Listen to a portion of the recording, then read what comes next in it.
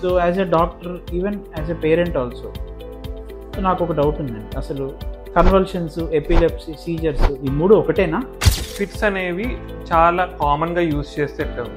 Fits మనం సీజర్స్కి use చేస్తాం, fits మనం కన్వల్షన్స్కి యూజ్ చేస్తాం, ఫిట్స్ మనం ఎపిలెప్సీకి కూడా యూజ్ చేస్తాం. కరెక్ట్గా వాటి గురించి చెప్పాలి అంటే, సీజర్ అంటే బ్రెయిన్లో hyper activity are hyper electrical activity అనేది ఉండటం.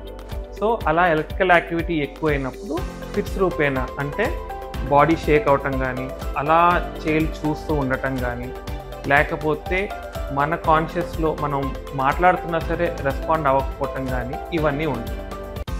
బట్ అదే ఫిట్స్ మాటిమాటికి వస్తున్నాయి, ఆ చైల్డ్కి ఆ ఫిట్స్ వచ్చే టెండెన్సీ ఉంది అంటే దాన్ని మనం ఎపిలెప్సీ అంటాం.